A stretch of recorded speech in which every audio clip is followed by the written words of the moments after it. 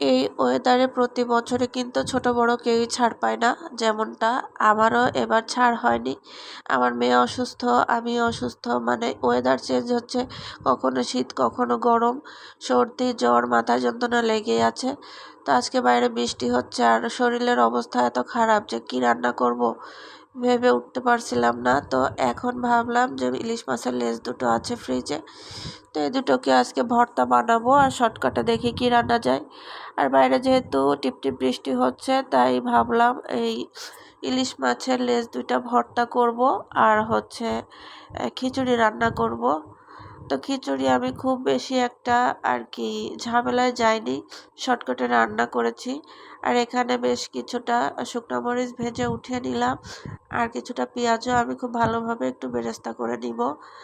আর খিচুড়িটা আর দেখালাম না, খিচুড়ি রান্নাটা ওদিকে আমি রাইস কুকারে বসিয়ে দিয়েছি, মানে আদা রসুন পেঁয়াজ সব কিছু কাঁচামরিচ কুচি করে দিয়ে হাতে মাখিয়ে সব মশলা দিয়ে আমি রাইস কুকারে খিচুড়িটা বসিয়ে দিয়েছি।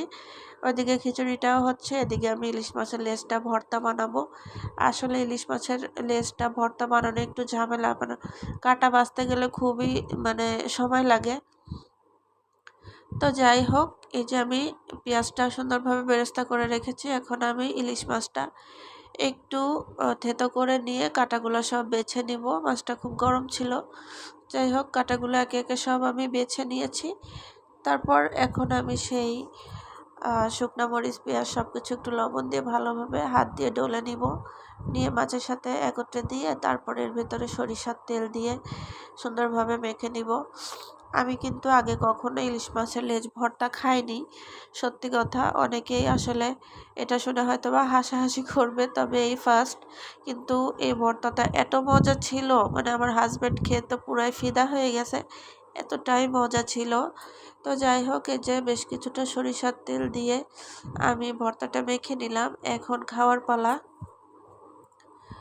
তো গতকালকে আমার মুরগির মাংস ভুনা করা ছিল বাসায়, তো ভাবলাম খিচুড়ি যেহেতু রান্না করেছি শুধু ভর্তা দিয়ে তো আর খাওয়া হবে না, শরীরটাও ভালো না আর কোনো কিছুই করতে পারলাম না।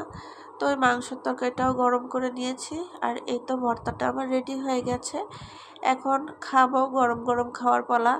আসলে মুখেও রুচি নাই, ঠান্ডার অবস্থা তো বুঝতেই পারছেন, মানে গলা দিয়ে কথাই বের হচ্ছে না। যাই হোক, আমার খিচুড়ি রান্না কমপ্লিট, এখন আমি ভর্তাটা নিয়ে নিলাম, একটা শুকনা মরিচ, সাথে আমি সেই মুরগির মাংসটা নিয়ে এখন খাবো। তো এই তো আজকের খাওয়া দাওয়া এইটাই ছিল।